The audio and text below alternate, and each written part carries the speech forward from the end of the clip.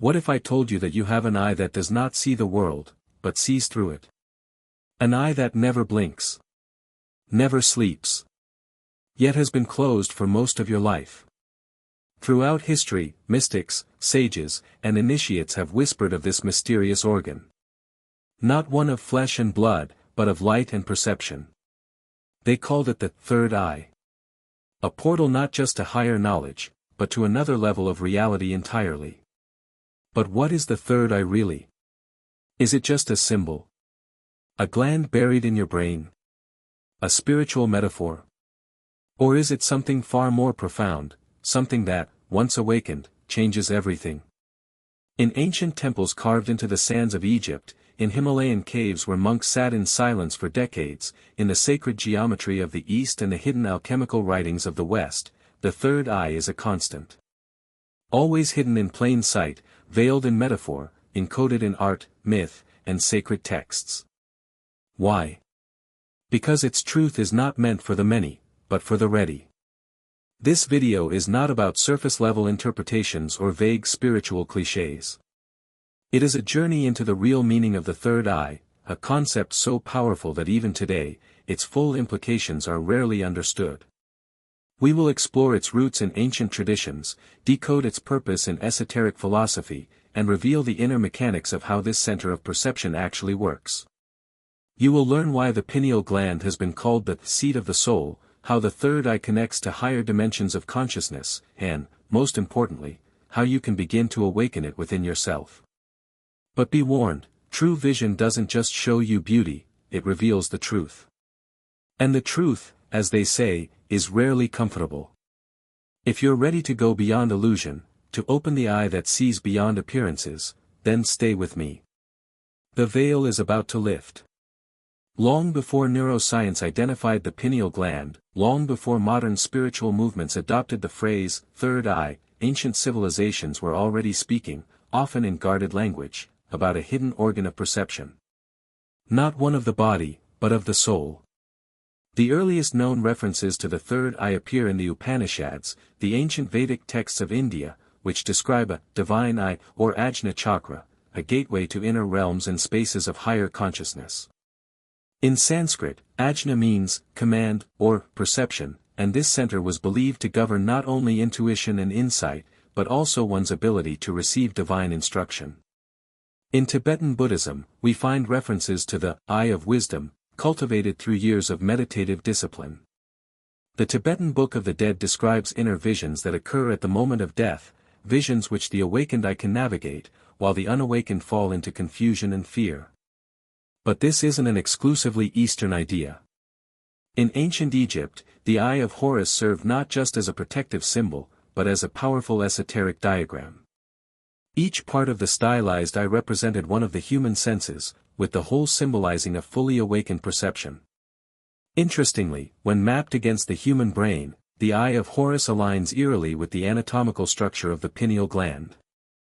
Plato, the Greek philosopher, spoke of a third eye in the soul. In his work The Republic, he wrote that the soul's eye must be turned around from the world of becoming to the world of being. Plato taught that true knowledge came not from the senses but from inner vision, from remembering the divine forms our souls once knew. In Christian mysticism, too, we find echoes of the third eye. In the Gospel of Matthew, it is written, "If thine eye be single, thy whole body shall be full of light." This enigmatic passage has puzzled theologians for centuries, but esoteric traditions interpret it as a direct reference to the activation of inner sight. Even the Rosicrucians, Hermeticists, and alchemists of the medieval and Renaissance periods spoke of an inner sun or lamp of the soul that could be lit through purification, contemplation, and discipline. This inner sun was not symbolic, it was said to illuminate the spiritual planes of existence, allowing one to see beyond the veils of ordinary perception. Across cultures, across epochs, this mysterious eye appears again and again. But why? Why did so many disparate civilizations, often with no contact between them, all describe the same inner capacity? Because the third eye is not a cultural invention. It is part of the human blueprint. It is the hidden faculty within all of us that once allowed our ancestors to commune with nature, to sense energies and intentions, to receive visions, dreams, and inspirations. Over time, as we turned outward, toward machines, materialism, and external authority, we neglected this inner vision. We called it imagination, delusion, fantasy. But the mystics knew better. They knew that the world we see with our physical eyes is only a sliver of what is. And to perceive the rest, we must awaken the eye that looks not outward, but inward. In the next section, we will begin to unravel the actual mechanisms of the third eye. What it is. How it works. And why activating it is one of the most powerful spiritual acts you can undertake. To understand the third eye, we must step outside of conventional thinking.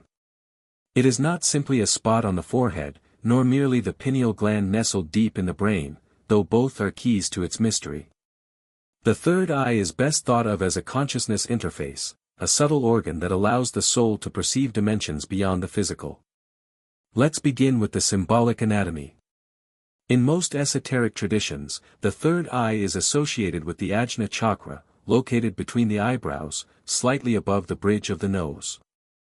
But its energetic core extends inward, directly toward the center of the brain, where we find the pineal gland, a tiny pinecone-shaped structure. Now, this is no coincidence. Ancient cultures revered the pinecone as a symbol of enlightenment, higher vision, and the third eye. In fact, at the Vatican, there's a massive statue called the Pigna, a towering bronze pinecone flanked by peacocks, the symbol of eternal life. Why would such a symbol be placed at the heart of Christendom? Because the pineal gland, and what it represents, has been known by initiates for millennia. Modern science tells us that the pineal gland regulates melatonin and controls our circadian rhythm. But what it doesn't say is that this gland is made of photoreceptive cells, very similar to those in the retina of the eyes. It is, quite literally, a light-sensitive organ deep inside your brain. René Descartes, the 17th-century philosopher, called the pineal gland the seat of the soul. He believed it was the point of contact between the physical and the spiritual realms. And while many dismissed his claim as metaphysical speculation, esoteric teachings from ancient India to the Kabbalah suggest he was onto something. But here's where the truth becomes even more fascinating, and mysterious. The third eye is not just an organ of perception. It is a lens for consciousness. Just as our physical eyes perceive the three-dimensional world, the third eye perceives what sages have called the astral, the etheric, or the subtle realms. These are dimensions of energy, intention, and archetype, the blueprint behind physical matter. Imagine, for a moment, that reality is like a vast ocean. The five senses are like small boats on the surface, they skim the waves but never see the depths. The third eye is like a deep-sea vessel. It descends beneath the surface, revealing the layers of meaning, energy, and consciousness hidden below. It is through this eye that one begins to perceive auras, thought forms, spiritual beings, and even the underlying matrix of reality itself. But it is not just about seeing things that others don't, it is about perceiving differently. More deeply. More truthfully. This is why mystics often describe the world so differently from the average person. They are not living in a fantasy, they are perceiving the same reality, but through a different filter. The third eye dissolves illusion. It reveals the impermanence of form, the interconnectedness of all life, the patterns that shape destiny, and the energies behind every action. In many traditions, this awakening is called spiritual sight. And just like physical sight, it must be trained. At first, it may come in dreams, flashes of intuition, synchronicities, or symbolic visions during meditation. These are not random, they are the whisperings of an eye beginning to open. But here lies the paradox, the third eye does not reveal, it unveils. It does not project, it receives. It is a receptive instrument that functions best in stillness, silence, and inner clarity. Think of a still lake. Only when the surface is calm can it reflect the stars above. In the same way, your inner world must become quiet for the third eye to begin reflecting higher truths. In the next section, We'll explore what actually happens when the third eye begins to awaken, the challenges one may face, and the deeper truths it begins to reveal, truths that can unsettle just as much as they enlighten. Because vision, once awakened, cannot be unseen. When the third eye begins to awaken, the world does not change, you do. What was once mundane becomes luminous. Conversations carry hidden subtext. Environments hum with unseen energy. It is as if reality, previously flat and predictable, suddenly deepens, revealing layers that were always there, quietly waiting. But this awakening is not always gentle. For the third eye is not merely a gateway to beauty and clarity, it is also the eye of truth. And truth, in its raw form, can be disorienting, even painful. Let's be clear, awakening the third eye is not about hallucinating angels or seeing colors during meditation. These are side effects, not the essence. The true power of this center lies in its ability to pierce the veil of illusion, what Eastern mystics call Maya, and what modern psychology might describe as the ego's protective shell. This is why so many spiritual traditions place warnings around inner vision. In Tibetan Buddhism, they speak of the bardas, intermediate realms filled with projections from one's own subconscious.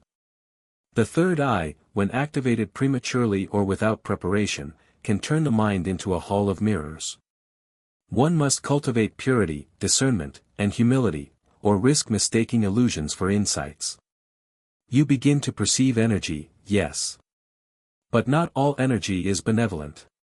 Some thought forms, beliefs, or entities cling to us, feed on us, or subtly manipulate perception. The third eye doesn't just reveal angelic light, it reveals the totality of what is present, including our shadow. This is why in the Hermetic tradition, one of the first principles is, as within, so without. The clarity of your inner vision is shaped by the clarity of your inner self. If your thoughts are chaotic, your third eye will reflect that chaos. If your mind is tranquil, the vision it offers will be just as pure. Consider this analogy, the third eye is like a lantern. But the light it casts is not external, it is your own awareness, projected into the subtle world. The clearer your awareness, the more accurately you perceive. Many who begin to open this eye report a surge of synchronicities. Events begin to align in uncanny ways. People show up at the right moment. Dreams take on significance. Numbers repeat. These are not accidents. The third eye tunes your consciousness to a different frequency, one where life begins to speak to you through symbols and patterns, rather than just words and logic. You may also develop what are traditionally called the siddhis, subtle abilities such as clairvoyance, telepathy, or precognition. But the true initiate knows these are not the goal. They are distractions if pursued for egoic reasons. The real purpose of the third eye is not to give you power, but to reconnect you with universal intelligence. When fully awakened, the third eye bridges your personal mind with what some call the oversoul, higher self, or divine spark. It is here that true guidance flows. Not from books or gurus, but from the wellspring of your own being. You stop asking, "What should I do?" and begin listening to the voice that knows. And that voice rarely speaks in words. It communicates through a felt sense of certainty. A pull in the heart. A moment of silence that becomes louder than any thought. Now, all of this sounds beautiful, and it is. But it demands responsibility. To perceive more is to be accountable for more. You begin to sense the effects of your words. The weight of your choices. The subtle consequences of your emotions. This is why many with awakened vision turn toward service, healing, or teaching. Because they have seen, and once you've seen, you cannot turn away. In the Hermetic texts, Thoth teaches that, the eyes are blind if the soul is not awake. The third eye does not merely enhance vision. It awakens the seer. And so, the real meaning of the third eye is not simply about perception, it is about transformation. It is the beginning of a new kind of seeing, and with it, a new kind of being. In the next section, we will bring this lofty vision back down to earth, with practical steps to begin awakening your own third eye. Not through fantasy or force, but through balance, awareness, and sacred discipline. The idea of awakening the third eye may feel vast, mysterious, even intimidating. But like all great journeys, it begins with a single, intentional step. Contrary to popular belief, activating the third eye is not about forcefully opening anything. It's about refining perception, quieting the noise that clouds inner vision, and reattuning the senses to subtler frequencies. Let us begin with a foundational principle: stillness is the gateway to inner sight. Think of the third eye like a mirror. If the surface is rippling, disturbed by anxiety, distraction, or overstimulation, it cannot reflect the higher truths. The first practical step, therefore, is cultivating mental stillness. This can be done through silent meditation, with gentle attention placed between the eyebrows. Not straining or visualizing, just noticing. Focused breathwork, particularly slow, rhythmic breathing through the nose, which activates the parasympathetic nervous system and calms the mind. Tritaka, an ancient yogic technique where you gaze steadily at a candle flame or a symbol like the Eye of Horus, allowing external focus to lead into internal concentration. These are not just exercises. They are rituals of alignment. Done consistently, they begin to clear the fog from your inner lens. Next, consider your physical body, especially your lifestyle choices, as they impact your energy field directly. The pineal gland, so central to the third eye, can become calcified through fluoride, heavy metals, and a poor diet. Detoxification, proper hydration, and light fasting can help purify this sensitive gland. Light is also essential.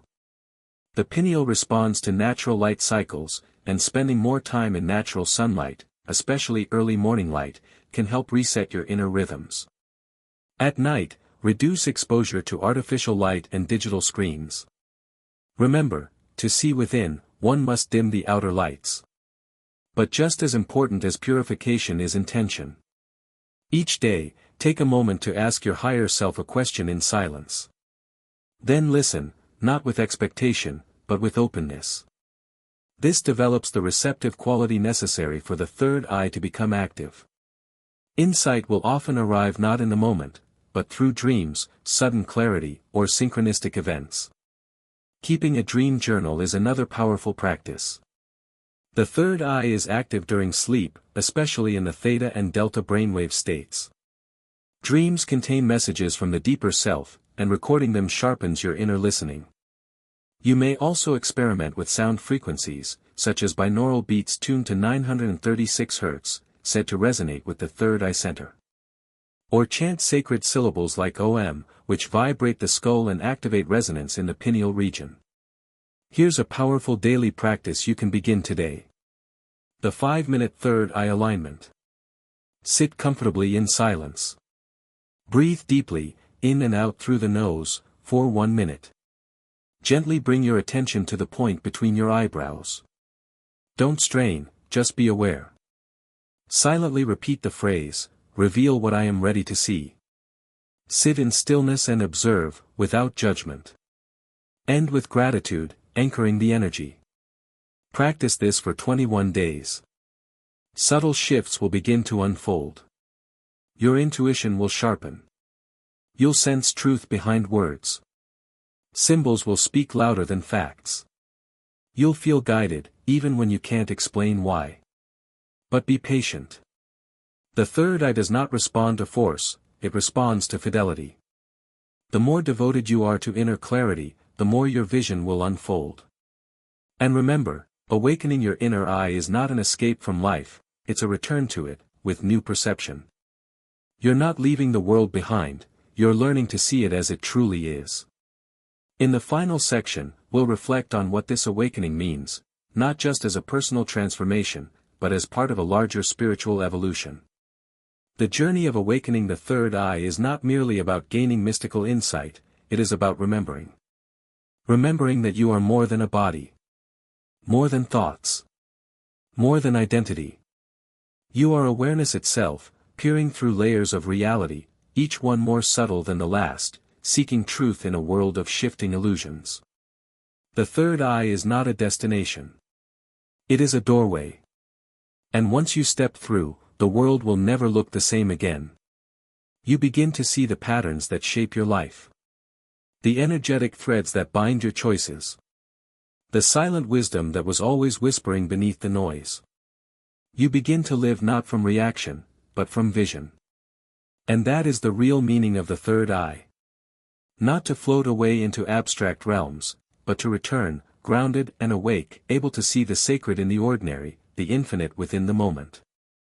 To walk through the world with clear sight and a quiet mind. This is not for the faint of heart. True vision demands truth. And truth requires courage. But for those who persist, for those who sit in stillness, listen in silence, and act with clarity, what opens is more than perception. It is a direct communion with the source from which all things arise. You are not being asked to believe. You are being invited to see. So now the question remains. Are you ready to open the eye that never sleeps? If this journey spoke to something deep within you, take a moment, right now, to sit in stillness and observe your inner world. Begin the practice. The eye is not far away. It's already within you, waiting. And if you found value in this teaching, consider sharing it with someone who is ready to remember. The path is ancient. But we walk it together. Until next time, stay awake, stay aware, and trust the eye within.